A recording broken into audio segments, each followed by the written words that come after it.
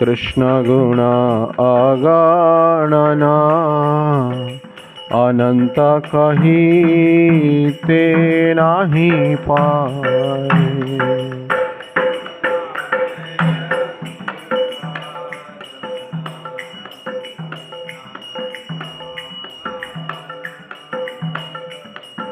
अनंत कहीं ते नहीं पाए। सुना है रसिका जन कृष्ण गुण अगणना अनंत कहीं ते नहीं पाए। सुना है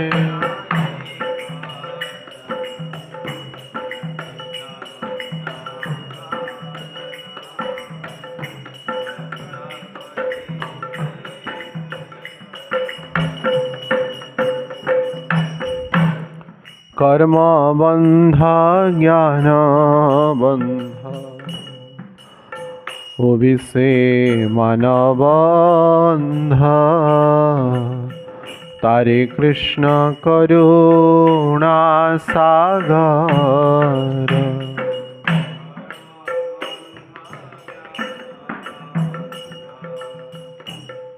वो भी से मन बंध तारे कृष्ण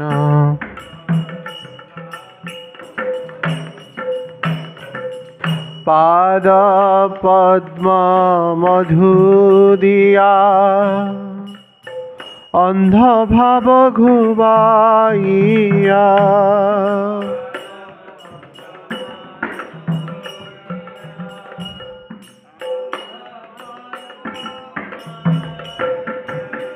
पाद पद्म मधु दिया अंध भाव घुसाइया।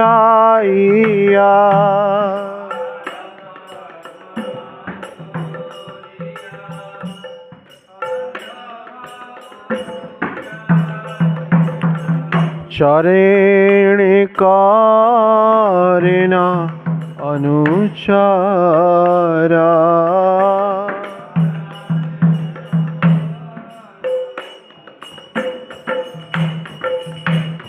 सुना है रसिका जन कृष्ण गुण अगणना अनंत कहीं ते नहीं पारे। सुना है रसिका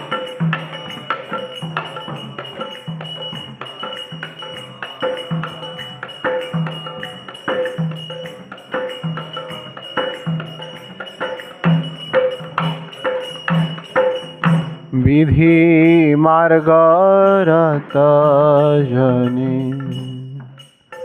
स्वाधीनता रत्न दाने रास मार्गे करान प्रवेश।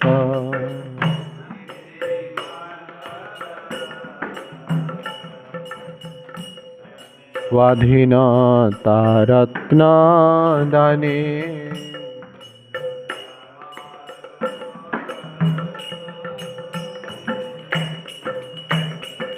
राग बसवर्ती है पारकीय भावाश्रये।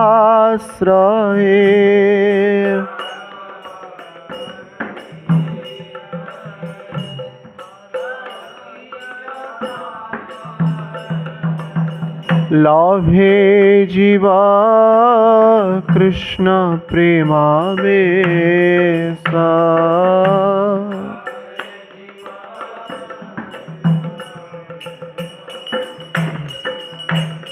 सुना है रसिका जन कृष्ण गुण अगणना अनंत कहीं ते नहीं पारे। सुना है रसिका जन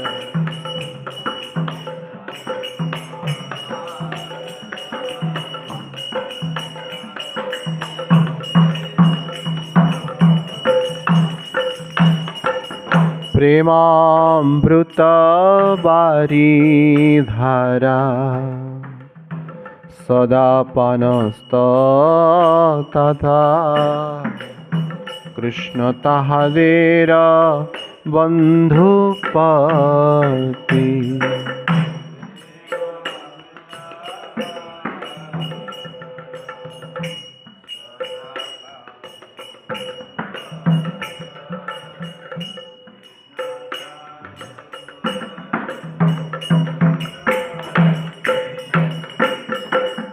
से सब ब्रज जन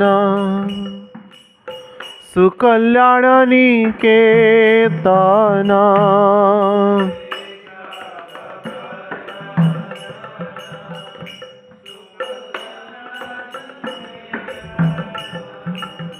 से सब ब्रज जन सुकल्याण निकेतन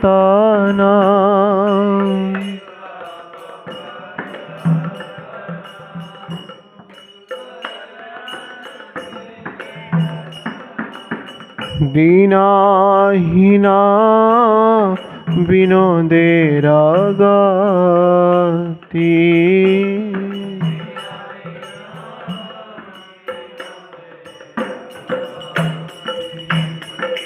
दीनहीना विनोदेर गति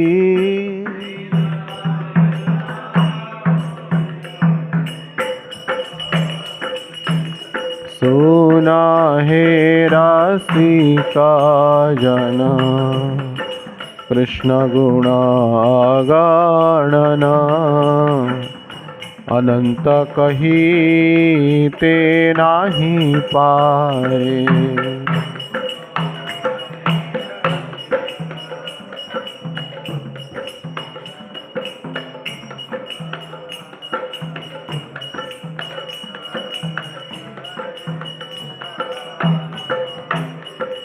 जय राधा वेणु माधष्ट सखी राधा वेणु माधव गुरु सखी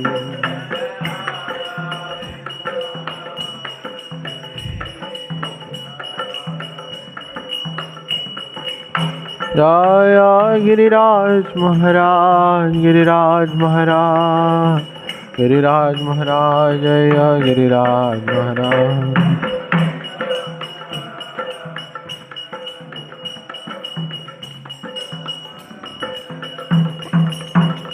जय जय गुरुदेव गुरुदेव गुरुदेव श्रील गुरुदेव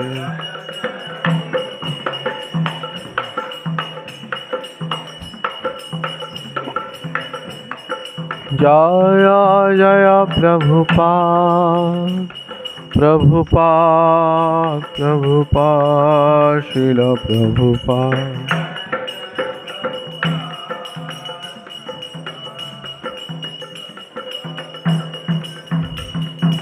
नीताई गौर हरि बोल हरि बोल हरि बोल गौर हरि बोल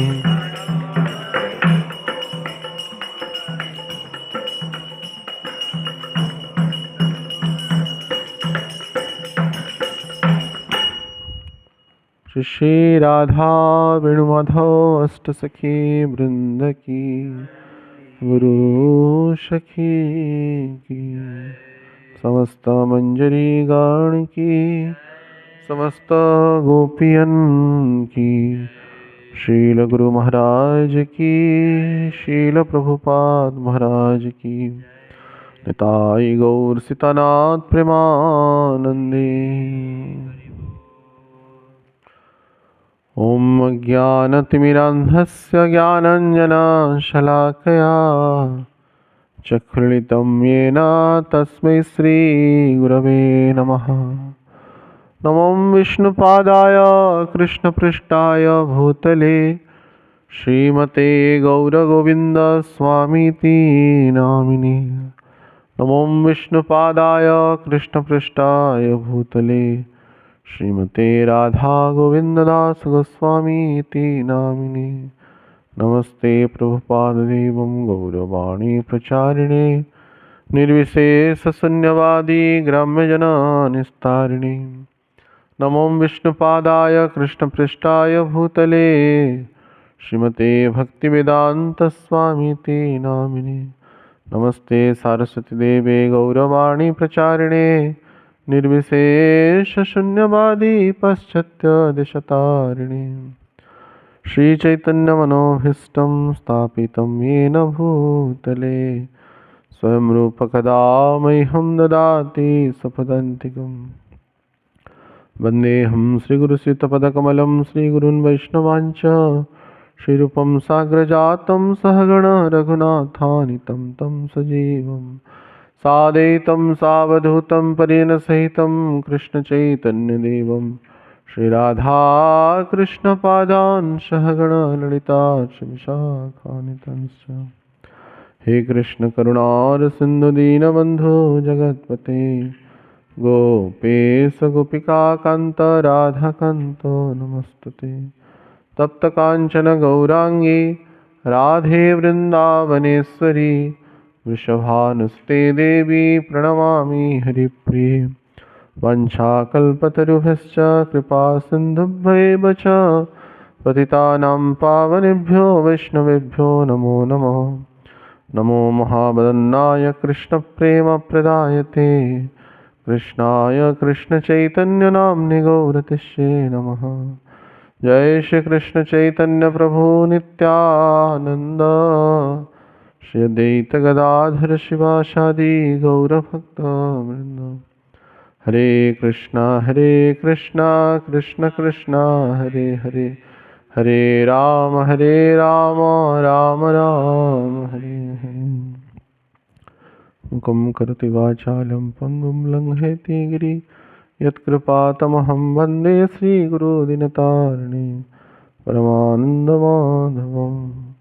ॐ नमो भगवते वासुदेवाय।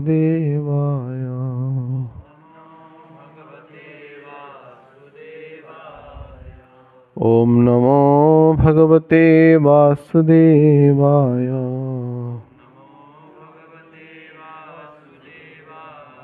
ॐ नमो भगवते वासुदेवाय।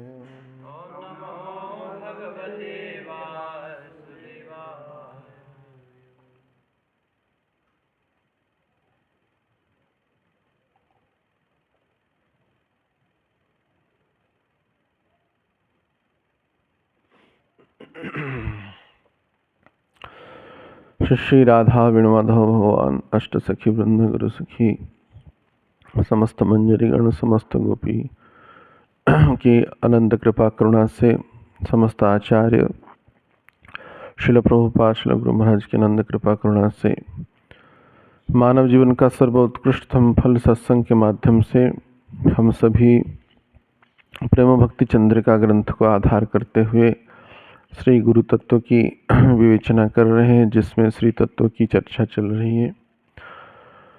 तो उन श्री तत्व को ग्रहण करने में, निवेदन करने में जो मुख्य बाधक होता है इंद्रियां ही होता है, आश्रय और विषय।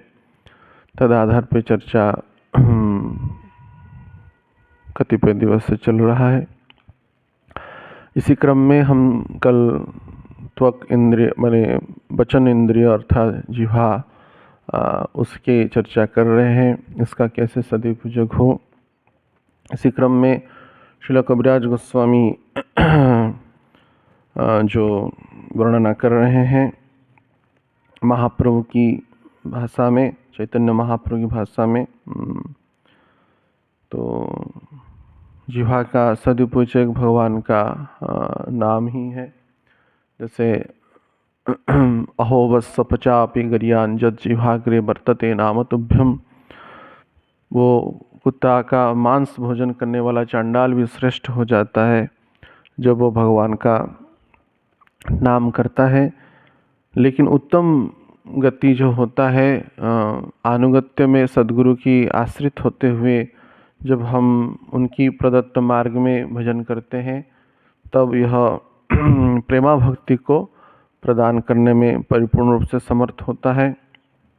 कल हम विशेष करके वाणी की जो चर्चाएं हैं और कौन कौन कर सकता है, उपदेशक कैसे कौन हो सकता है, सहायक कौन हो सकता है, उस संदर्भ में चर्चा किए कि चैतन्य महाप्रभु निसंदेह हरिदास ठाकुर और नित्यानंद प्रभु की कोटि की जीवात्माओं को, माने वो तो जीवात्मा ने स्वयं भगवान ही है, भगवान के परिकर हैं, ऐसे जीवात्मा उपदेशक गुरु के रूप में नाम का या भगवत वाणियों का वाचन कर सकते हैं। विरक्तः विप्रः, जैसे कि भागवतम में भी कहा कि वक्ता कौन हो सकता है, यह संदर्भ में भी कहा गया है, विरक्त होना चाहिए। और विप्रः अर्थात आचरण और तथा जन्म से विप्र हो। इसकी अनेक पुराणों में वक्ताओं के संदर्भ में अलग अलग उत्प्रेक्षाएं हैं, लेकिन इतना तो है कि वो कृष्ण दृष्टा होना चाहिए। कृष्ण उपदेष्टा जो व्यक्ति बनता है वो स्वयं कृष्ण दृष्टा, कृष्ण तत्ववेत्ता होना चाहिए, तब वो उपदेश दे तो वो कारगर सिद्ध भी होता है और वो जीवात्मा जो इस उपदेश को ग्रहण करते हैं वो लाभान्वित होते हैं। लेकिन कलिकाल में कालनेमी कुटी के जो वक्ताएं और तथाकथित प्रचारक बहुत हैं, तो जिसके द्वारा वो खुद भी अपना कल्याण करते ही हैं, तत्सहित उनके अनुयायी भी या तथाकथित फॉलोअर जो है उनका भी अकल्याण होता है। तो ये देखा गया कि गुरुजी छोड़ दिए आश्रम को, माने जो वही जो काउंसलर, तो चेला लोग भी धीरे धीरे वाइट में आने लगे, क्योंकि जैसे अंधा गुरु बहरा चेला तो वैसा ही परंपरा चलेगा। लेकिन इस संदर्भ में हमको विशेष सावधान होना चाहिए। और माने त्रेता की कालनेमी को तो पता था कि मैं कालनेमी हूँ, लेकिन कलिकाल के कालनेमी को खुद पता नहीं कि मैं कालनेमी हूँ। ये बहुत बड़ा समस्या है। वो खुद ही उसको पता नहीं कि मैं कालनेमी हूँ। वो सोच रहा है मैं भक्ति कर रहा हूँ, मैं नाम प्रचार कर रहा हूँ, मैं भगवान की कथाओं का वाचन कर रहा हूँ, लेकिन वो स्वयं कालनेमी है, वो स्वयं पता नहीं है। ये कली को पता नहीं कि मैं स्वयं कली हूँ, जैसे हम कई बार कहें। तो ये बहुत सावधान पक्ष है, इसलिए शुरुआत स्तरों से ही इसमें विशेष नियंत्रण प्रवृत्ति रखना चाहिए। और विशेष करके आचरण के उपरांत प्रचार हो तभी वो उत्तम पक्ष होता है। और सहायक हो सकते हैं, सहायक निरहंकार अहंकार शून्य हो करके गुरु की मैसेंजर बन के, दूत बन करके उनकी समवाणी को यथा स्वरूप में कहना चाहिए। तो महाप्रभु जो जिन भिक्षाओं की इच्छा रखे, क्या बोलो कृष्ण भज कृष्ण कर कृष्ण शिक्षा, कृष्ण बोलो। तो कृष्ण का नाम क्यों लें और कृष्ण का अधरामृत, पहले तो उनकी महिमाओं के संदर्भ में जीवा को आस्वादन करे, तत्सहित कृष्ण का अधरामृत जो प्रसाद है उसको ग्रहण करें। दोनों से ही जीवा का सदुपयोग है। कृष्णेरा अधरामृत कृष्ण गुणचरिता, कृष्णेरा अधरामृत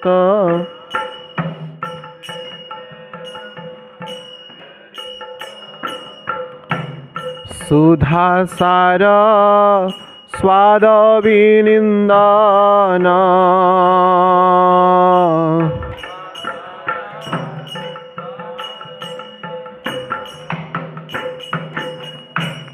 तारा स्वाद जेना जाने जन्मिया ना मैला केने, जेना जाने जन्मिया ना मैला केने, शेरसना भेक जीवा समा, फेंका जी हासामा। तो भगवान उत्तम श्लोक की गुणगान करना हम सब जीवों के लिए परम कल्याणकारी है। समस्त शास्त्रों में, पुराणों में इस संदर्भ में गुणगान किया गया है कि नाम लेने वाले व्यक्ति यंति सुमेधसा, कलिकाल नाम के लिए ही प्रयोज्य है, क्योंकि समस्त संसाधनों को करके बहुत व्यवस्था बहुल है, समय सापेक्ष है, व्यवस्था के आधार है।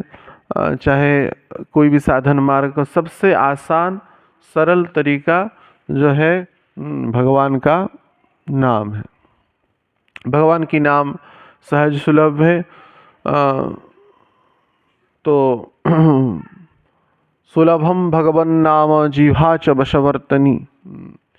भगवान का नाम बहुत सुलभ है और जिह्वा के वशवर्ती है। ये सबसे बड़ी सहयोगिता है, भगवान की कृपा है।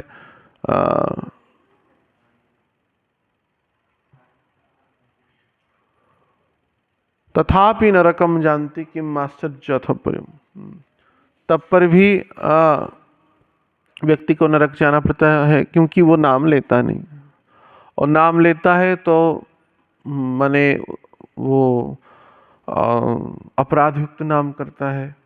अपराध युक्त नाम करने के कारण व्यावहारिक स्थितियों में तो धर्म अर्थ काम प्राप्त हो जाता है, लेकिन मोक्ष या कृष्ण प्रेम प्राप्त नहीं होते हैं।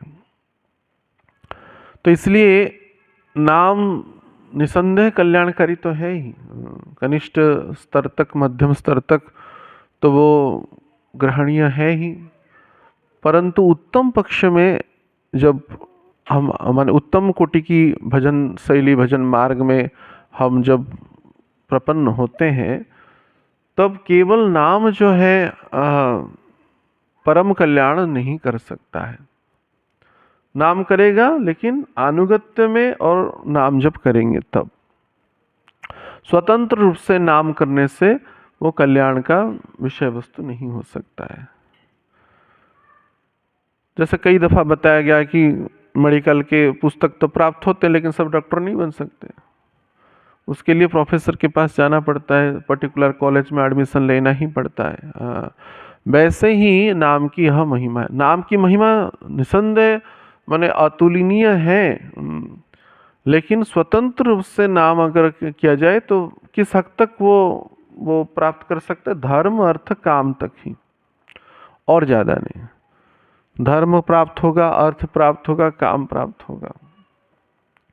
और जैसे हम कल चर्चा करते, विशेष रूप से नाम की महिमा विस्तारित इसलिए नहीं हो पाता है क्योंकि आचरणशील व्यक्ति नाम का उपदेश, माने हम करते तो हैं, हम करते कितना है और उपदेश ज़्यादा दे देते हैं, तो रिवर्स फायरिंग हो जाता है। तो रिवर्स फायरिंग हो जाता है। यही जगत की मुख्य समस्या है। उपदेशक बनना सबको अच्छा लगता है, आचरण नहीं है, लेकिन बोलना अच्छा लगता है सबको, क्योंकि मनुष्य अपने आप को श्रेष्ठ स्थान पे रखने में उसको आनंद लगता ही है, उसको अच्छा लगता है, इंद्रियों को अच्छा लगता है। तो इसलिए वो कुछ कहना चाहता है, कुछ सुनाना चाहता है, वो उपदेश देना चाहता है, और ये प्रवृत्ति बना हुआ है। पिता माता बच्चा को उपदेश देता है, और उसका अगर बड़ा बेटी है तो वो छोटा भाई को उपदेश देता है। उससे भी और कोई छोटा मिल जाएगा तो वो उसको उपदेश देता है, पड़ोस का बच्चा को उपदेश देता है, नहीं ऐसा नहीं ऐसा करो, ऐसा नहीं ऐसा करो। बचपन से ही देखिए, दो बच्चे अगर खेल रहे होंगे तो नहीं नहीं ऐसा नहीं ऐसा है, ऐसा नहीं ऐसा है। हर एक को बोले, कोई रसोई कर रहा है तो नहीं नहीं नहीं ऐसा नहीं ऐसा करो, ऐसा नहीं वैसा करो। कुछ बोलना, कुछ एडिशन देने में बहुत अच्छा लगता है। लेकिन हाँ, उत्तम कोटि के जो भक्त जो होते हैं, बिना गुरु की आज्ञा से इस समस्त प्रपंच में, एक प्रकार का प्रपंच ही है, इस प्रपंच में फंसते नहीं। सहायक होना और उपदेशक बनने में क्या अंतर है, इस संदर्भ में हम कल विशेष विस्तृत चर्चा किए थे। तो भगवान की नाम महिमा अमृत तो है ही। जैसा हम कर्ण के संदर्भ में कहे, दक्षिण कर्ण के संदर्भ में भी चर्चा हुआ था। तो कान से सुनते हैं और इस कान से सुन के उस कान में बाएं दक्षिण कान तो प्रवेश करता है और बाएं कान छोड़ देता है, एंट्री किया उसको छोड़ दिया।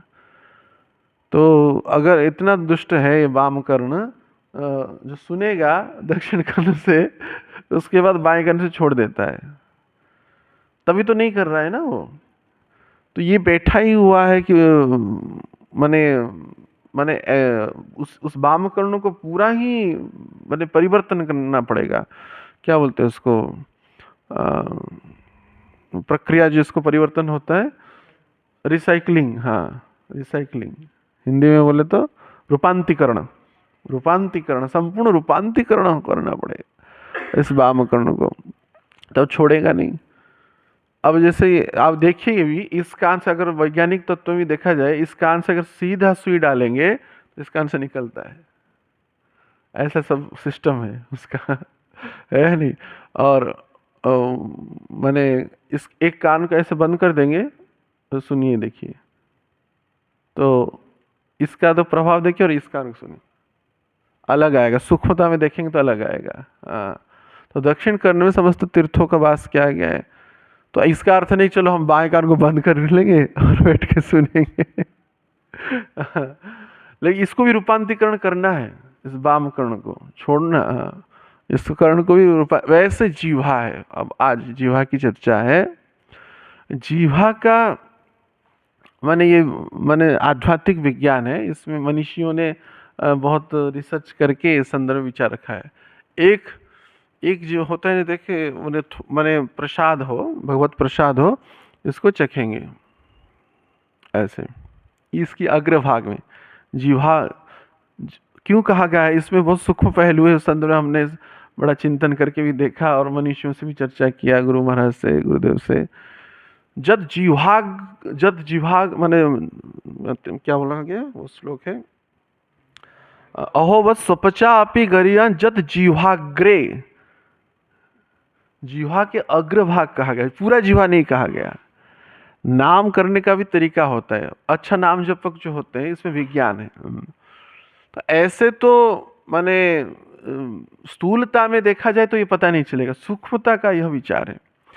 तो इस पॉइंट में ना आचार्य भी इतना कोटेशन नहीं दिए।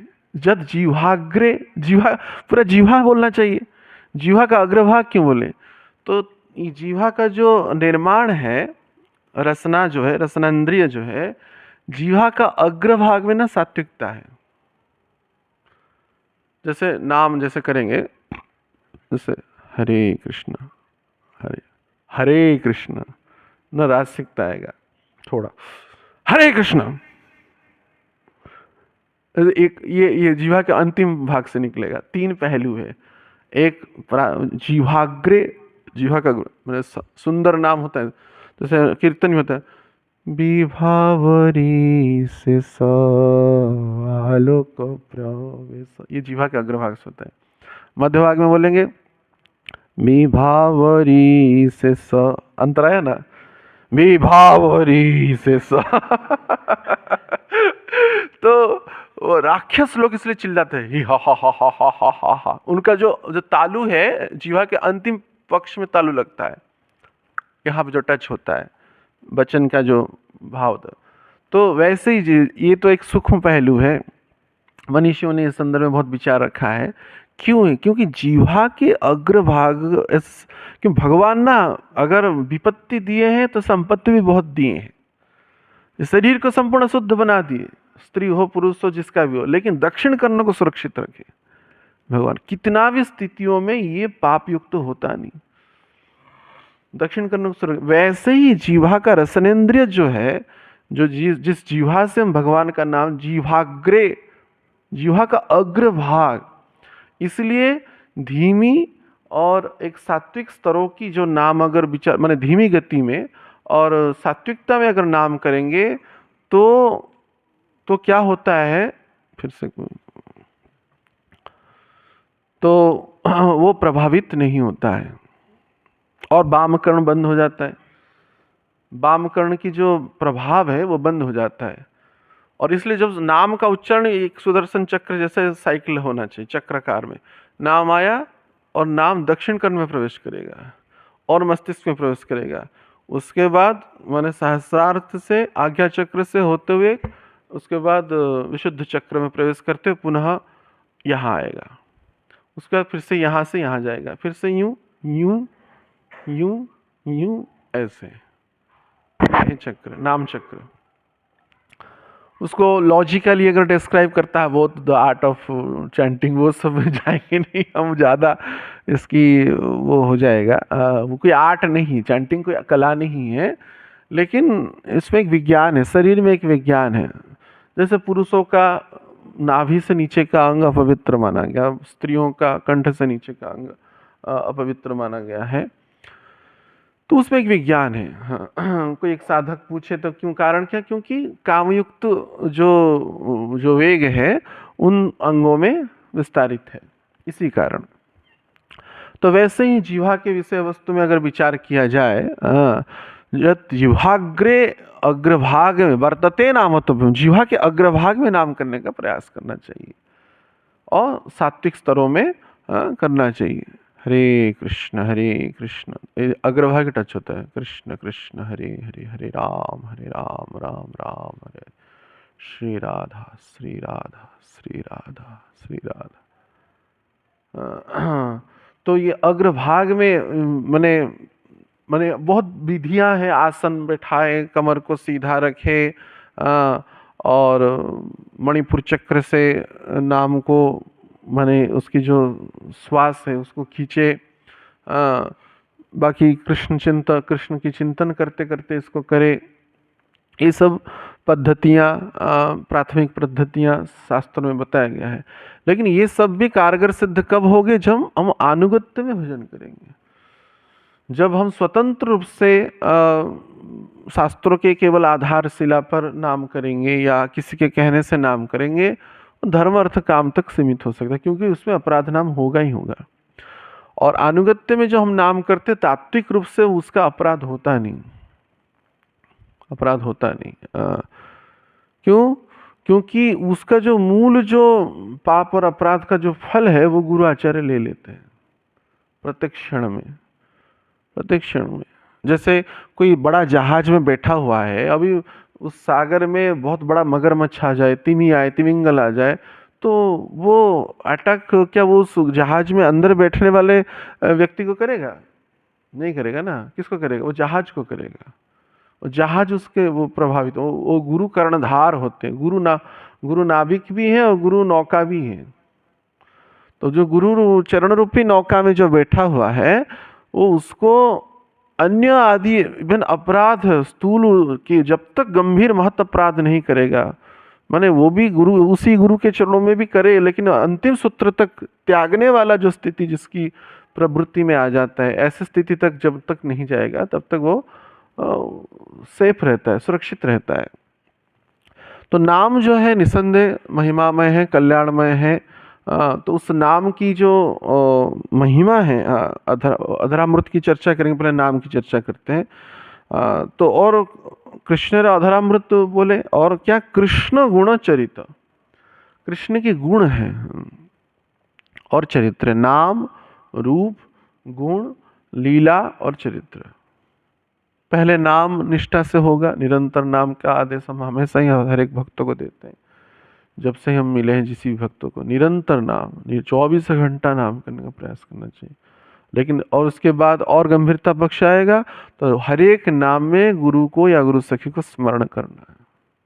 हर एक नाम में, हर एक शब्द में, हर एक दृष्टि में, हर एक सेवा में, विग्रह सेवा हो, रसोई हो, फूलमाला हो, नाम जप हो, ग्रंथ अध्ययन हो, हर एक गुरु तत्व को स्मरण करके कि यह विचार रखना कि इस प्रत्यक्ष मेरे सामने बैठे हुए या मेरे सहित हैं, आत्मभूत स्थितियों को रखते हुए, आचार्यों को रखते हुए वो भजन करना है।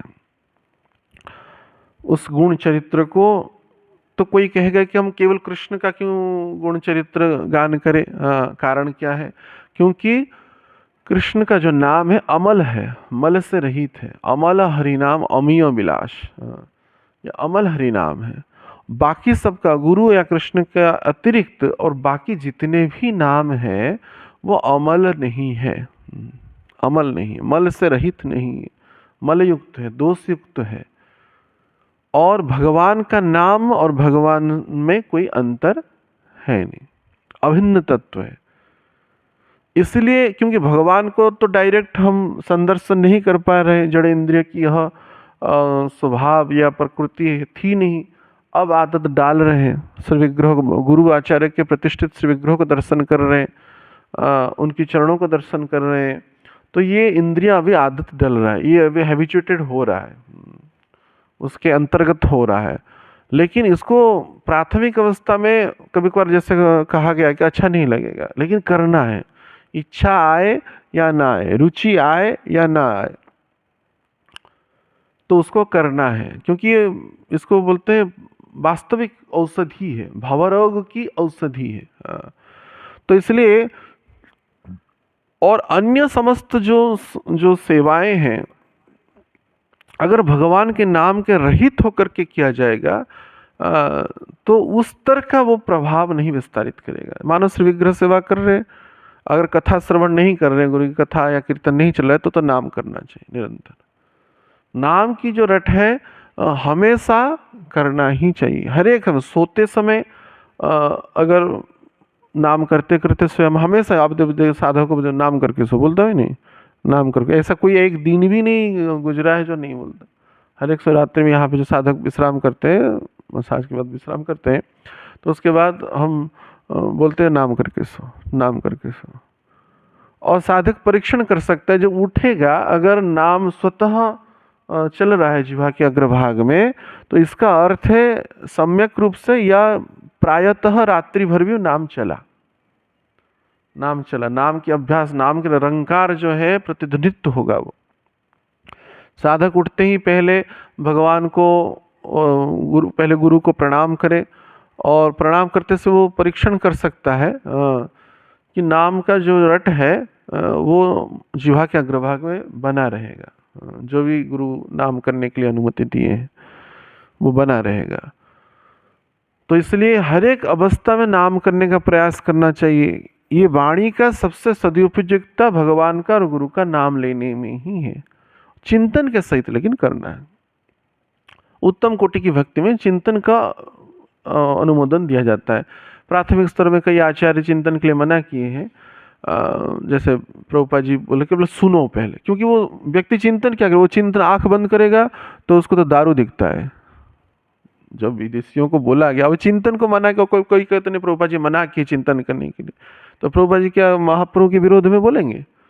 नहीं, वह समय काल की स्थितियां हैं। कोई व्यक्ति विषय ही देख रहा है, उसको क्या बोलते हैं उस समय LSD चलता था, LSD में वही कुछ या नशाओं को बोलते हैं, चरस, गांजा, मदिरा। रोड के ऊपर कुत्ता बिल्लियों के जैसा स्त्री संग करते थे वो लोग चिंतन करेगा तो क्या दिखेगा? वही दिखेगा, वही दिखेगा। तो इसलिए उनको मना किया गया। अब इससे ये कि नहीं परंपरा शुरू हो गया कि नहीं हम भगवान का चिंतन नहीं करेंगे, नाम बस श्रवण करेंगे। अच्छा, श्रवण करो, ऐसे कोई विरोधात्मक वाणी नहीं है, लेकिन समय रहते रहते जब साधक परिपक्व मार्ग की ओर अग्रसर होता है, तो कृष्ण लीला नाम के सहित जब रूप चिंतन, पहले नाम के बाद क्या चिंतन होता है? रूप चिंतन। नाम के बाद रूप, उसके बाद गुण चिंतन होता है, उसके बाद लीला चिंतन होता है। पहले रूप, भगवान का जो कमनीय स्वरूप, भगवान की जो कमनीय स्वरूप है, सबसे देखेंगे व्यक्ति विषयी को देखने के लिए लालायित रहा, सुंदर व्यक्ति को देखने के लिए लालायित रहा, तो सबसे सुंदर भगवान है। तो उनकी जो श्री विग्रह है, हाँ, और कई कई कई मैंने विचार रखा जाता है कि लीलाओं का आधार पे काल्पनिक चिंतन करें या गुरु के प्रतिष्ठित विग्रह का चिंतन करें। निसंदेह जब वैधि भक्ति के सूत्र तक श्री विग्रहों का चिंतन करना ही सबसे ज्यादा उपयोगी है। श्री विग्रह का चिंतन करना, किसके? स्वयं के श्री विग्रह नहीं, घर में जो विग्रह नहीं, गुरु के प्रतिष्ठित विग्रह का। स्वयं के विग्रह में तो सेवा अपराध बहुत प्रबल है। स्वयं के प्रतिष्ठित विग्रह में ऐसा ही होता तो आचार्य के प्रतिष्ठित विग्रहों की महिमा रहता, ना रहते हुए व्यक्तिगत विग्रह का रहता है। और ये व्यक्तिगत विग्रह की जो विचार इसलिए कृष्ण चेतना में रखने के लिए है। व्यक्ति कृष्ण की, गुरु के जो प्रतिष्ठित विग्रह है यही अभिन्न स्वरूप में यहाँ पे विराजमान है। तभी तो मानो जैसे राधा वल्लभ जी है, तो उन राधा वल्लभ विग्रह का ही प्रतिछवि क्यों पुस्तक, कि वो अभिन्न तो अनन्यता में दोष ना लगे। इसी कारण उसकी छवियों का, पहले तो विग्रह थे नहीं, आजकल मॉडर्न जमाना आ गया तो विग्रह हो रहे, प्रतिछवि हो रहे। पहले तो पटचित्र होता था, पेंटर लोग पेंट करता था, और राधा वल्लभ जी को देखा और उन पटचित्र को घर में पधरा दिया, या श्री बांके बिहारी का, या जिन जिन के जो भी राधा श्याम सुंदर, राधा दामोदर हो, राधा गिरिधारी हो, जो भी हो। तो अगर अपने घर में श्री विग्रह है, ये एक बड़ी समस्या है। अब गुरु के प्रतिष्ठित विग्रह के प्रति कम आसक्ति और कम लालसा और कम लोभ रहता है, और व्यक्तिगत विग्रहों के प्रति लालसा ज्यादा रहता है, और ये स्वाभाविक भी है। तो ये एक प्रकार का, एक आचार्य कहे कि ये प्रकार, ये भी एक पिल्ला है, तो ये भी जंजाली हो गया भाई, वो विग्रह जंजाली हो गया, आप समझ नहीं पाएंगे, बड़ी सूक्ष्म पहलू है। जैसे घर में 2 संतान है, वो तीसरा संतान है ना। ऐसे कृष्ण चेतना का विरोधाभास नहीं है, लेकिन वह श्री विग्रह अगर ही ऐसी व्यापक लीलाएं संपन्न करते तो गुरु की प्रतिष्ठित विग्रह तो धराशायी हो गए, तो उनकी महिमा शून्य ही हो गया एक प्रकार से। तो उसका व्यक्तिगत माने विग्रहों के प्रति माने जो चिंतन की यहाँ पे जब विचार रख रहे हैं, इसी संदर्भ विग्रह चिंतन की विचार है, तो उसकी व्यक्तिगत विग्रहों की ही उपासना पद्धति या उनकी संसाधन पद्धतियों में उसका समय जाएगा। किसी कारण जब उसका परीक्षण कब होगा, जब मानव गुरु को उत्सव कर रहे हैं, तो उसमें आधारशिला वहां पे उन विग्रहों की विचारों में या व्यवस्थाओं में, सेवाओं में लगेगा। ये भक्ति विरोधी नहीं है, लेकिन सूक्ष्मता में उस आध्यात्मिक स्थितियों को प्राप्त कराने में यह अंतराल या बाधक देता है। इसी कारण पूर्व काल में आप देख सकते हैं, किसी भी आचार्य परंपरा में उनकी शिष्यों में विग्रह रखने की परंपरा नहीं थी। ये देख लीजिए आप, प्रामाणिक बात है, किसी के पास भी नहीं। शालिग्राम सेवाएं ब्राह्मणों में विचार विमर्श था, तुलसी सेवाएं हैं, लेकिन विग्रह सेवा जो है केवल श्री मंदिर में ही होता था, और वहां पे अपराध भी है।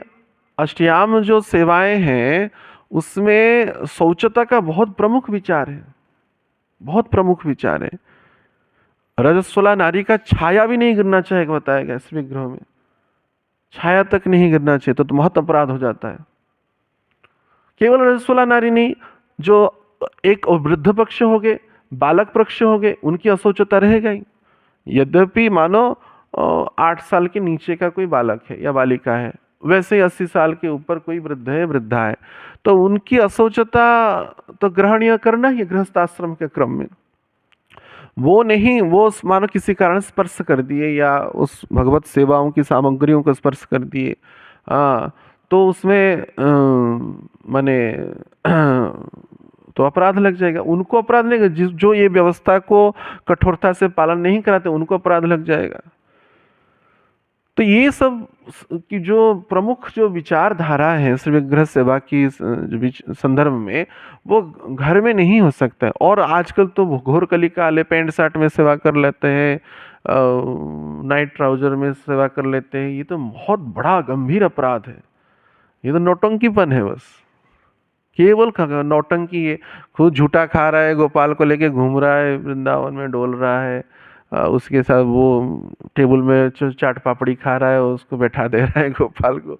तो ये तो प्रहसन हो गया एक प्रकार का, माने प्रत्यक्ष भगवान का मर्यादा रहा कहाँ।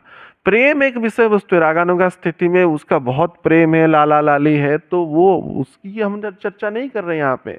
जो विषयों में डूबा हुआ है, जो व्यक्ति स्त्री संग कर रहा है, वो व्यक्ति विग्रह को लेकर के खा रहा है कैसे, बताइए। वो तो अस्वाभाविक स्थिति हुआ। ये सब मर्यादा हमेशा रहता। पहले काल में जो जिस किसी घर में भी विग्रह आदि रहते थे, वो अलग ठाकुरवाड़ी होता था, अलग ग्रह रहता था, उनके लिए अलग व्यवधान रहते थे, सेवाएं संपन्न होता था। तो मंदिरों में कभी भी यह अमर्यादित स्थिति होगा ही नहीं। तो ये तो एक विग्रह रखने ना रखने की चर्चा में हम ज्यादा चले गए, यह हमारी विषय वस्तु नहीं था चर्चा का। परंतु यहाँ पे चिंतन की अगर विचार करें, नाम के बाद रूप चिंतन की, तो निसंदेह व्यक्तिगत आचार्य प्रतिष्ठित विग्रह ही लीला दर्शन में समर्थ हो सकते हैं। या अगर व्यक्तिगत विग्रह है तो ये आचार्य के ही अभिन्न विग्रह का ही परिप्रकाश विग्रह है, यह विचार रखें। इसकी भी आवश्यकता पड़ी, कलिकाल में विग्रह की आवश्यकता इसलिए पड़ी क्योंकि दूरी था रहा लोगों में, आचार्य के पास पहुंच नहीं पाते थे, आचार्य के विग्रह के दर्शन तक पहुंच नहीं पाते थे। और सांसारिक व्यवस्थाएं रहते थे पहले, माने पहले कालों में लोग आते भी थे गुरु चरणों के पास। अभी जो व्ययबहुल समाज में आर्थिक स्थितियों को देखते हुए अर्थोपार्जनों में व्यस्तता रहता है, तो इसी कारण उसकी विरह पक्ष जागा, वो गुरु की विग्रह को दर्शन की विरह पक्ष जगा। तो उस आधार पे व्यक्तिगत विग्रह की अनुमोदन गुरु आचार्य के द्वारा हुआ, यह ऐसी परंपराएं शुरू हुई। लेकिन अभी बस फैशन हो गया अभी तो वो नहीं होना चाहिए। तो यहाँ पे वो अलग एक चर्चा है, उसमें डिटेल में कभी चर्चा करें विग्रह की क्या है। परंतु चिंतन की अगर विचार करें तो साधकों को यही मार्गदर्शन दिया जाता है कि गुरु के प्रतिष्ठित विग्रह का चिंतन करें, या गुरु प्रदत्त लीलाओं के आधार पर कृष्ण का जो स्वरूप है, राधा रानी का जो स्वरूप है, गुरु सखी का जो स्वरूप है, उसको चिंतन करें, उसको चिंतन करें। दोनों पक्ष ही, नाम के बाद रूप, और उसके बाद गुण, कृष्ण गुणचरित, उसका गुण, उनकी जो गुण, विविध प्रकार का गुण, उसका भी चिंतन करें नाम जप के समय। उसके बाद लीलाएं, जो गुरु के मुखारविंद से शास्त्रोक्त या शास्त्र के से हम जो लीलाओं को श्रवण किए हैं, पढ़े हैं, अध्ययन किए, उस लीलाओं को चिंतन करिए। या कल्पना में जो आएगा वो कल्पनातीत जो लीलाएं हैं उस संदर्भ में ही चिंतन करें। उसके बाद चरित्र, उसके बाद चरित्रों का चिंतन करें। इस प्रकार से नाम जपक जो नाम माने प्रपुष्ट होता है, सशक्त नाम होता है, और हर एक अवस्था में करें। अगर गुरु से अगर प्राप्त, उसको पता है कि मैं यह स्वरूप का, किसी को पता है कि मैं गोपी स्वरूप का हूं, तो वो गोपी भाव में ही रहे। भाव भी महत्वपूर्ण होता है नाम जप के समय, पुरुष भाव में ना रहे, स्त्री भाव में ना रहे। अगर गुरु से अवगत है कि गोपी है तो गोपी भाव में ही रहे। स्वाभाविक स्थितियों में, व्यावहारिक स्थितियों में तो जो शरीर प्राप्त है, माने लिंगात्मक शरीर जो प्राप्त है, पुल्लिंग है तो पुल्लिंग रहेगा, स्त्रीलिंग है तो स्त्रीलिंग रहेगा।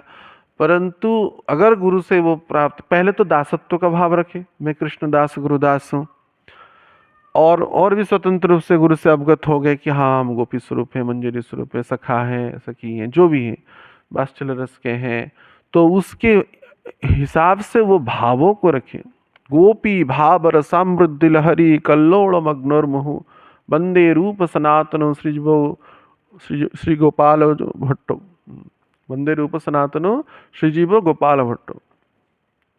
तो षड् गोस्वामीष्टकम में भी कहा गया है कि गोपी भाव रसामृद्धि लहरी, गोपी भाव रखें। हाँ, और पुरुष विचार करके रहेंगे तो फिर से पुरुष शरीर ही मिलेगा, तब अहंकार आएगा, क्रोध आएगा, काम आएगा। स्त्री शरीर विचार करेंगे अगर कोई गोपी है तो वो उसमें अहंकार आएगा ही नहीं, आएगा नहीं। अगर गोपी का तो अहंकार आ ही नहीं सकता है, वो तो कृष्ण माने वधू है वो। तो इस प्रकार से, और हर एक अवस्था में करें। कृष्ण का जो नाम है, निरंतर नाम की ही अंतिम, प्राथमिक और अंतिम उपदेश हमेशा ही रहेगा।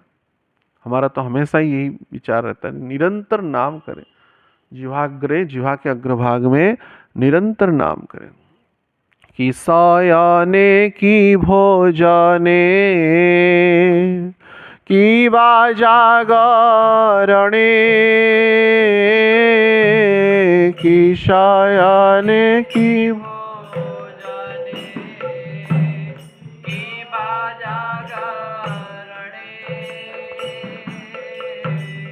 अहर्निशा चिंता कृष्णा बोलो हो बदाने।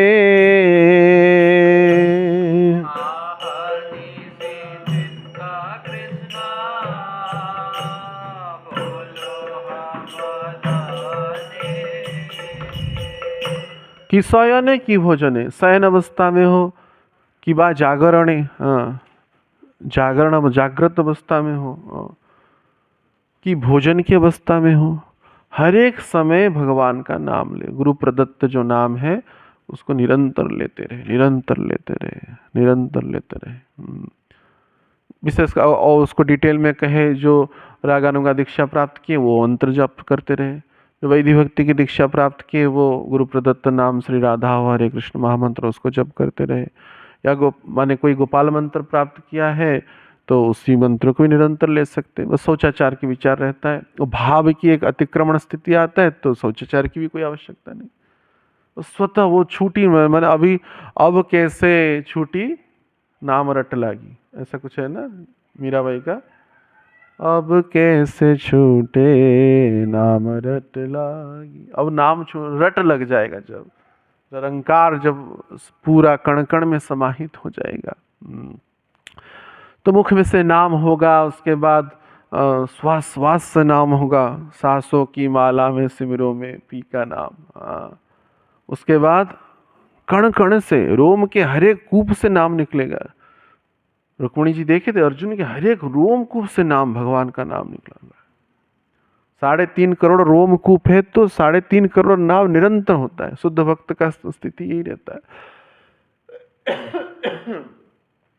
तो नाम को निरंतर लेते रहे। कृष्ण गुणचरित सुधा स्वर विनिंदन, इस सुधा का, इस अमृत को आस्वादन करते रहे।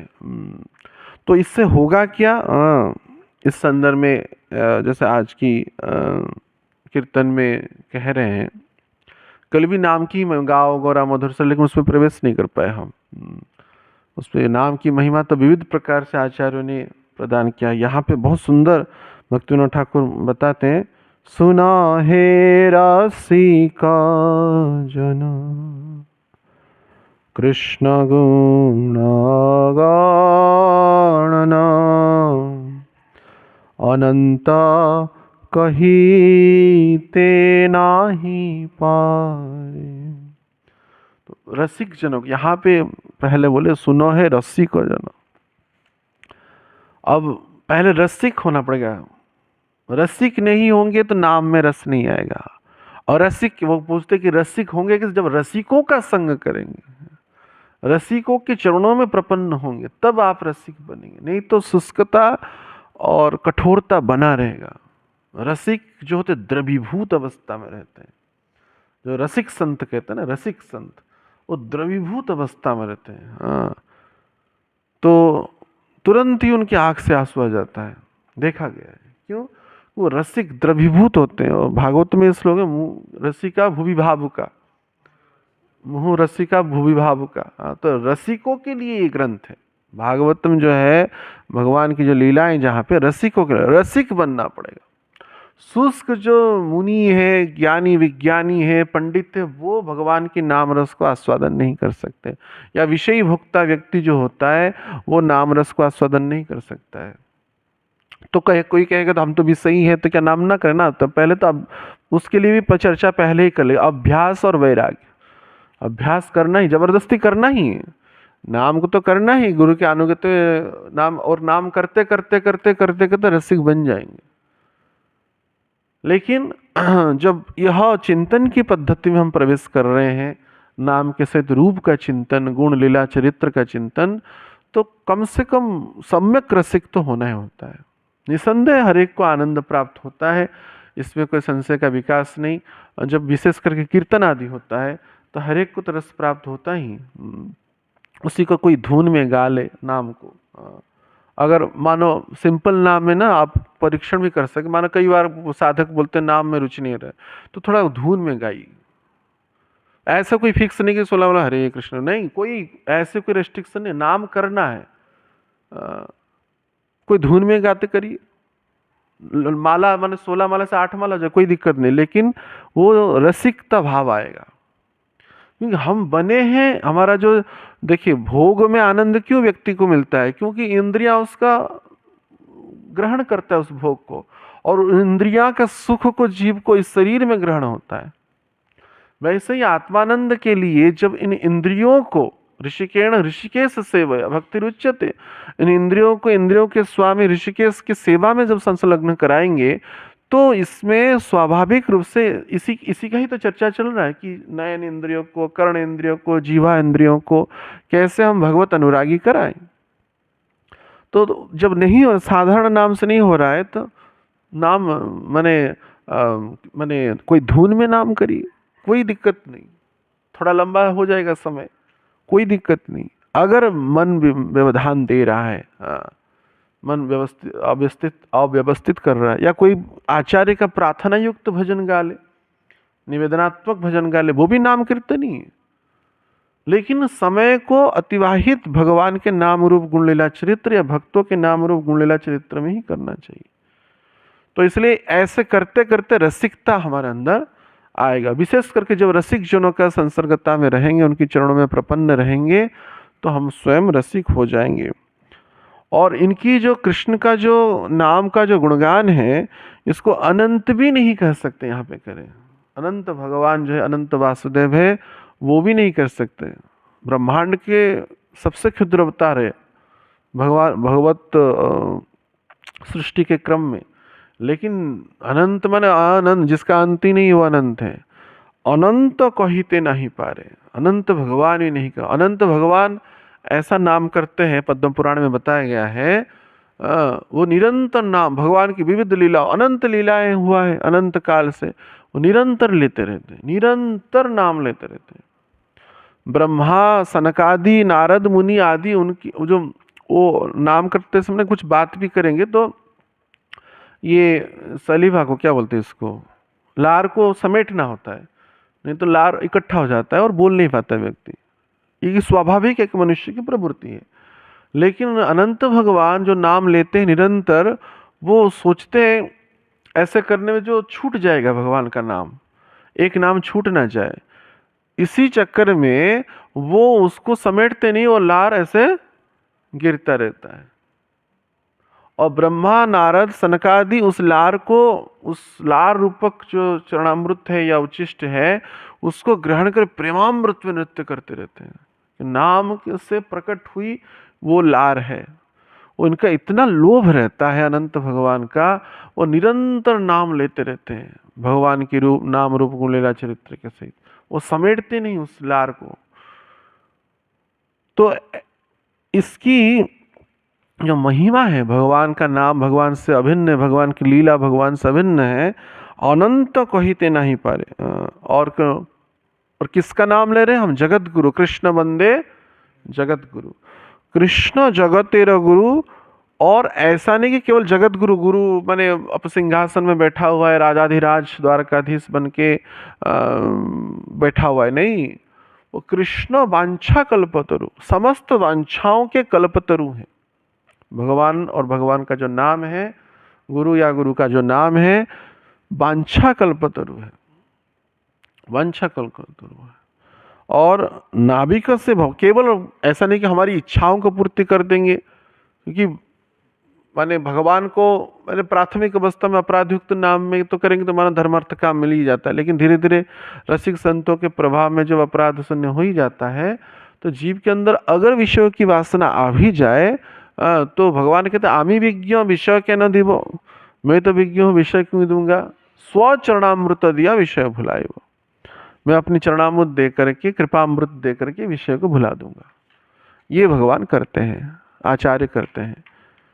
तो और भुला करके कहा लेते, नाभिक से भव पारावर, नाभिक बन करके इस भवसागर से उस व्यक्ति को पार लगाते हैं, उस प्रपन्न जीवात्मा को पार लगाते हैं और भगवत धाम लेके जाते हैं, अपने निज धाम को लेके जाते हैं, जहाँ पे शाश्वत सुख है। चिंतामणि प्रखर सत्म सुकल्प वृक्षम लक्षावृति शिरोवीर विपालयंतम लक्ष्मी सहस्र सेव्यमानम गोविंदमादि पुरुषम तमहम भजामि। शाश्वत अनंत सुख राशि, सिंधु राशि है। और स्वरूप को मानी इस जड़ शरीर को, पंचभौतिक शरीर को तो छुड़ा ही देते, सूक्ष्म शरीर मन बुद्धि अहंकार को भी छुड़ा देते हैं। और शाश्वत जो शरीर है, परिचय गुरु के द्वारा प्राप्त होते हुए, चिंतन करते हुए, वो इस जीवन रहते हुए उस भगवत स्वरूप को प्राप्त करके भगवत धाम को और पलायन करते हैं। तो ये भगवान की नाम की महिमा है।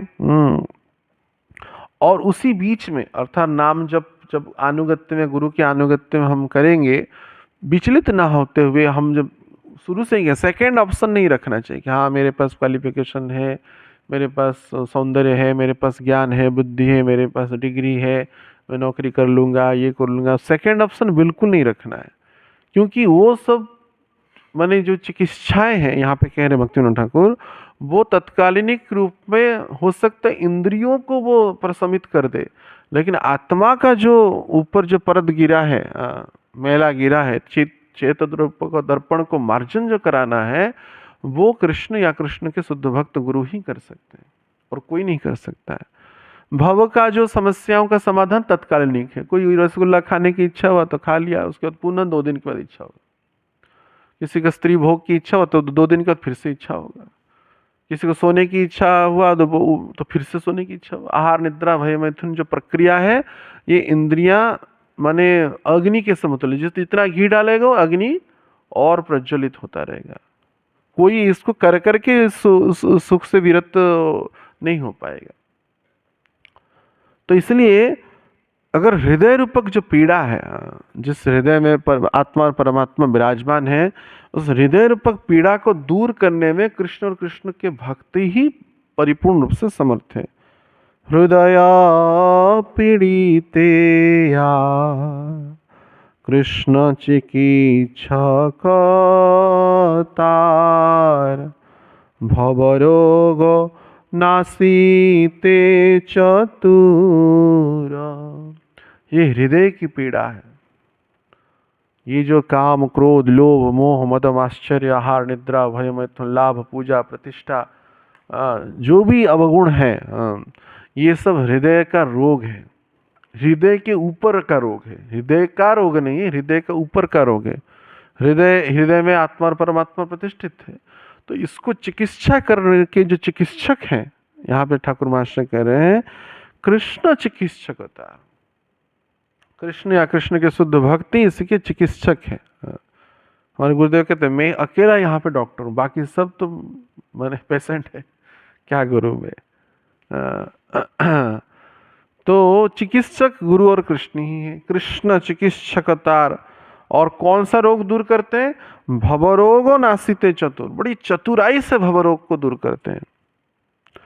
एक ही की उच्छा और निश्चा रखना है तब तक।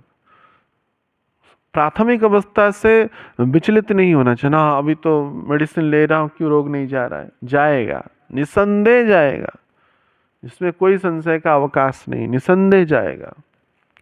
और तब तक प्रतीक्षा करना है। शुरू पहला दिन मेडिसिन खाते खाते बोले कि हम तो 10 साल से कर रहे हैं क्यों नहीं जा रहा है, 20 साल से कर रहे हैं क्यों नहीं जाए, गया है क्यों, गया नहीं तो क्यों अटक गया, जीव अटक क्यों गया गुरु चरणों में, गया है। लेकिन तत्कालीनिक समाधान, जब व्यक्ति किसी कारण से दुखी हो जाता है, पीड़ित हो जाता है, खिन्न हो जाता है, तो चाहता कि नहीं कुछ नहीं हुआ, उस समय वो भुला देता है। मन क्या करता है? भुला देता है, कुछ तो नहीं हुआ है, कुछ भी नहीं हुआ है। कुछ भी नहीं हुआ है, बिना स्वार्थ के कोई व्यक्ति ठहर ही नहीं सकता किसी भी स्थान पे, किसी भी विषय पे। और यहाँ पे तो परमार्थ है। बिना परमार्थ प्राप्त हुए कोई जीवात्मा कोई शुद्ध भक्त के चरणों में, भक्ति में, नाम में, रूप में, गुण लीला चरित्र में टिक नहीं सकता। लेकिन जब पीड़ित विचार आता है, मन ऐसा विस्मृति दे देता है, उस उत्तम पक्ष को, इस उत्तम अनुभूति को, इस प्रेम पक्ष को भुला देता है। केवल उसमें वही जर्जरता विषय वस्तु ही दिखता है, तो उसी बीच उस कस्मा कस्मी में वो गलत डिसीजन ले लेता है। इसलिए जिन चिकित्सकों के पास हम आए हैं, वो चिकित्सा परिपूर्ण रूप से करेंगे, भवरोग को दूर करेंगे, हृदय की पीड़ा को समन करेंगे, भवरोग नासित चतुर, चतुराई से करेंगे। वो कैसे कैसे ट्रिक से करते हैं आप समझ नहीं पाएंगे। हाँ, ऐसे ही भुला देते हैं, ऐसे ही फरमा देते हैं, ऐसे बहला देते हैं, ऐसे ही फुसला देते हैं, ऐसा बोलेगा मन। लेकिन वो चतुराई से इसको कर रहे हैं। और मैं जैसे कहा कि कृष्ण के शुद्ध भक्त के चरणों के आने तक, मन जिस दिन आए उसी दिन ही स्वरूप प्राप्त हो गया, उसी क्षण ही। बस उसको अपनी इंद्रियों से अनुभव करने के लिए इन इंद्रियों को शुद्ध कर रहे हैं। मानो जैसे चित्तौर दर्पण को मार्जन का अर्थ क्या है? इस दर्पण के ऊपर मैला पड़ गया है, तो मैला साफ कर तो दिख जाएगा। वैसे इंद्रियां भोग के माने हावी हो गए हैं। इसी कारण इन इंद्रियों को कृष्ण अनुरागी गुरु अनुरागी करके इन इंद्रियों के द्वारा ही तो अनुभव करेंगे। अब दर्शन इस आंख से ही करेंगे, इस आंख को ही दिव्य दृष्टि दिया जाएगा, यह आंख ही दिव्यता प्रेम रूप कंजन प्राप्त हो जाएगा। इसलिए तब तक प्रतीक्षा करना चाहिए। यहाँ पे कोई आयु समय सीमा की विषय वस्तु नहीं है, कब वो हो, क्योंकि वो उत्तम पक्ष का दर्शन है तो उत्तम कोटि से ही कराएंगे गुरु, ऐसे आधा अधूरा नहीं कराएंगे। इसी कारण वह प्रतीक्षा है, वो समय सीमा है। हो सकता है मृत्यु के अंतिम शैया पे हो, लेकिन बड़ी उत्तम पक्षों को लेके ही करेंगे, जिसके द्वारा जीव पुनः और माया की ओर न जाए। तो इसलिए चतुराई से वो इस रोग को दूर करेंगे। और कृष्ण बहिर्मुख जने प्रेमामृत वितरणे क्रमे लय निज अंतपुर। ऐसे करते करते करते करते कब समय चला जाएगा पता नहीं। 4 साल बोला था, जब 40 साल हो गया, ऐसे आएगा वो जो ऐसे समय। वो बोलते कब आज ही लगा कि हम कई बार भक्ति सर विद्यार्थी को लगा कि कल ही आए। तो उस दिन राधा से बोला था कि अभी आए लग रहा है। समय कैसे चला जाता है पता नहीं चलता है। ऐसे ही इसी अवस्था में इतना इतना सेवाएं हो जाएगा गुरु की, आचार्यों की, भगवान की, नाम की, रूप की, गुण लीला चरित्र की, आते आते उसके बाद अन्य संसार में विमुखता ही रहेगा। वो संसार अच्छा नहीं लगेगा और आयु का एक पड़ाव आ जाएगा और वो जाके बुढ़ापा में और क्या शादी करेंगे। व्यक्ति, कई लोग विचार करता है कि बुढ़ापा में और क्या शादी करेंगे, तो समय चला ही गया। हाँ, तो ऐसा मैं नहीं कह रहा हूं कि अंतिम सैया पे ही यह कल्याण होगा। गंभीर जब साधक हो जाएगा गुरु कृष्ण की कृपा से, समय से पहले भी हो सकता है। निसंदेह होने के लिए तो शरीर है, इंद्रियों को दिया गया है कि इंद्रियातीत व्यक्तियों को ग्रहण करने के लिए। नहीं तो इंद्रियों को छोड़ देते हैं भगवान। जब जीव भोग करने के लिए आया तो वो चाहता ही कि इस शरीर में भगवान को अनुभव करना है, तो इस शरीर को शुद्ध कर रहे हैं भगवान के नाम रूप गुण लीला चरित्र से। क्योंकि एक आँख ही देखेगा, ये कान, कई बार भक्त कहते बहुत सुगंध हो रहा है। कई माने हल्का अनुभूति आघ्राण के पक्ष में, दर्शन के पक्ष में स्वप्न आदि होते हैं कईयों का, या कई प्रकार की अनुभूतियाँ होती है, समसामयिक हो, आंशिक हो, स्वप्निक हो, या किसी का अनुभूति ना भी हो, साक्षात गुरु का भगवत से विग्रह का दर्शन तो कर ही रहा है। किसी भी स्तर में कोई व्यक्ति दुखी ना हो कि नहीं मेरा भवरोग दूर नहीं हो रहा, निसंदेह दूर हो रहा है। कैसे नहीं होगा, मीठा खा रहे तो मीठा का अनुभूति तो होगा ही। लेकिन हाँ, कामल रोग जब हो जाता है, जैसे प्रभुपाद जी उदाहरण देते हैं, तब मीठा का पता नहीं चलता है। लेकिन वहां पे वैद्य यही उपदेश देता है कि तुम मीठा खाओ, खाओ मिश्री का प्रयोग। मीठा खाते खाते जिस दिन तुमको पूरा मीठा का पता चल जाएगा, उस दिन तुम्हारा समस्या दूर हो जाएगा। जैसे एक व्यक्ति, हम जब भुवनेश्वर में थे तब एक युवक आया था, उसकी आंख से खून आता था। हमारे सामने जब तक रहेगा तब तक वो सुरक्षित रहता था। जाते उस तंत्र का प्रयोग किया गया था उसको, और उसकी जड़ सिर की पिता नहीं किया था किसी कारण से, कुछ पॉलिटिकल एंगल से। तो उनकी माँ बड़ी दुखी थी। संसार भर में वो डॉक्टर वगैरह को दिखाए, वो दूर नहीं हुआ। तो हमारे पास आए थे वो, तो हमारे सामने जब तक रहते थे तब तक वो सही रहता था। उसके बाद उसको गेस्ट हाउस लेकर के भी मंदिर में रखा गया। हाँ, तब पर भी मैंने यहाँ से जाते ही पुनः आप देख, मैंने सभी भक्त भी देखे, आँख से पूरा खून आता था और पूरा दुबला हो गया था, पूरा विद्यापति से भी आधा। तो पूरा दुबला पतला हो गया था। उसके बाद हम कुछ उपाय दिए और विचार के कुछ व्यवस्था करके जगन्नाथपुरी में, उसके बाद धीरे धीरे वो अंधा हो गया पूरा। क्योंकि हर एक समय भी हम तो 24 आवर नहीं रख सकते ना, हमको तो हमारी सेवाएं थी, तो इसलिए एक व्यवस्था करके जो पूरी में उसको रखा गया। वो बोलते थे, फोन करते थे, तो कैसे होगा प्रभु जी, कैसे कैसे होगा, कैसे हम इससे निराकरण होगा। मैं बोला तुम डेली जाओ, जगन्नाथ जी का दर्शन करने के लिए जाओ, एक निर्दिष्ट मंत्र पद्धति आदि सोचाचार के सहित, क्योंकि तंत्र आदि का प्रयोग होता था। तो वो पहले जिस दिन बलदेव दिखेंगे तो सोचना कि ठीक ठीक हुआ, माने गुरु तत्व दिखेंगे। उसके बाद मैया माने कांपेल्य वासिनी, हाँ, सुभद्रा मैया दिखेगा तो और थोड़ा, जिस दिन जगन्नाथ दिख जाएंगे पूरा देव सजने तो मेरा आँख पूरा ठीक हो गया। हाँ, और ऐसा ही हुआ। हाँ, और हृदय की प्रेरणा में ऐसे विचार, ऐसा नहीं कि ये पर्टिकुलर ऐसे रोग का समाधान है इस सूत्र से, हम हृदय से बस एक प्रेरणा है, हम माने आनंद से ही ऐसे बोल दिए वाक्यों को, ऐसे बस आनंद से बोल दिए, मतलब क्या करूं क्या करूं, विचलित हो, पहले बलदेव दिखेंगे गुरु तत्व, ऐसे ही बोल दिया। उसका मैया जी माया जगत से परे होकर सुभद्रा जी, उसका जगन्नाथ जी जिस दिन देखे ना तुम्हारा आँख पूरा ठीक हो जाएगा, पूरा तो पूरा ही दिखेगा और क्या। ऐसा ही हुआ। उसके बाद बलदेव उसको पहले दिखे, बलदेव दिखते थे लेकिन सुभद्रा जगन्नाथ जी दिखते नहीं थे उसको। ये खुद फोन करता था वो कई भक्तों से भी, माने ऐसा नहीं कि ये कोई गुप्त बात है, प्रकट बात है। मीडिया में भी आया था उस समय, मीडिया में भी वो उसकी आंख जो ठीक हुआ था, वो मीडिया में भी वो आया था वो उस समय। तो उसके बाद जगन्नाथ जी जब देखने लगे तो भाव रोग ऐसे दूर होगा, तो निर्दिष्ट आचार्य उपाय देते, बस उसको विश्वास रख के करना है। और विचलित कराएगा नहीं, क्या हुआ 4 साल देख लिया क्या हो गया, 10 साल देख लिया क्या हो गया, 12 साल देख लिया क्या हो गया, कुछ नहीं, नहीं ऐसा नहीं हो रहा है। और ऐसा भी नहीं, ये जो वचन जो कह रहा है मन कुछ नहीं हुआ है, क्यों नहीं हुआ है, हुआ है, उसको बस विस्मृति कर देता है, अनुकूल संबंधों को, अनुकूल समय को, अनुकूल परिस्थितियों को विस्मरण करा देता है माया। तो इसलिए हमेशा हम, हमारे गुरुदेव कहते थे साधकों को जो भी स्वप्न में अनुभूति हुआ, या समसामयिक अनुभूति हुआ, आंशिक अनुभूति हुआ, या जो भी भगवत संबंधों का या विचारों का प्रेम युक्त हृदय में भावना आई, उसको लिखना चाहिए, उसको लिखना चाहिए, पर्सनल उसको रखे, दिखाने के लिए नहीं, अपने माने प्रेरणा के सूत्र में, उत्साह के सूत्र के लिए उसको लिख करके रखे, जिसके द्वारा वो बीच बीच में देखे ना, जब खिन्नता आएगा या कोई, हाँ इस अनुकूल संबंधों का, अनुभूतियों को हमने प्राप्त किया था।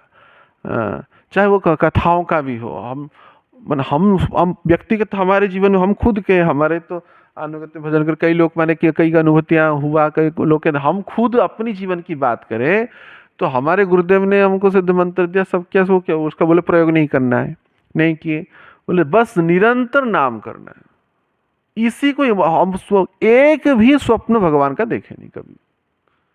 2094 से शुरू किए, 94 से 2007 तक करीब कभी भी भगवान का स्वप्न देखे नहीं पूरा, क्योंकि हम कम सोते थे, 11 बजे सोते थे, 1 बजे उठ जाते थे, रात दिन में 9 बजे प्रसाद पढ़ने के बाद 1 घंटा सोते थे, तो टोटल 3 घंटा सोते थे, पूरा गाढ़ा नींद होता था, कुछ भी नहीं।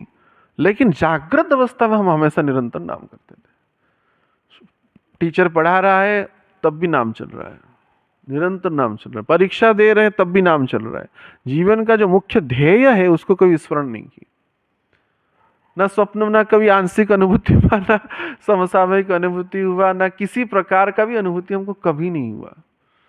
हाँ जब हुआ प्रत्यक्ष हुआ लेकिन जब हुआ प्रत्यक्ष ही हुआ, प्रत्यक्ष, जैसे हम आपको देख रहे हैं वैसे ही भगवान को देखे, वैसे ही राधा रानी को देखे, ऐसे गुरुदेव प्रकट हुए प्रत्यक्ष। मैंने जो भी, जहां में बद्रीनाथ यात्रा में लक्ष्मी नारायण दर्शन से लेके उद्धव, ऐसा नहीं कि बस कोई प्रत्यक्ष, प्रत्यक्ष ही हुआ। तो लेकिन हम इसी बीच का जो अवधि था 94 से करीब 2007 की, मेरे को दिव्यता भी कुछ नहीं हुआ, गुरुदेव प्रकट हुए किसी किसी सूत्र में, वो दिव्यता तो था ही, उसके अतिरिक्त भगवत संदर्भ में कुछ नहीं था। लेकिन हम इससे विचलित नहीं हुए, क्योंकि हम सोचे, हम हमेशा सोचते थे कि अच्छाई को छोड़ के बुराई तो हम कर ही नहीं सकते, कि बुराई के लिए हम बने ही नहीं है, ना हमको बुराई हमारे इंद्रियों को अच्छा लगेगा, हम कभी भी नहीं इसको ग्रहण कर सकते।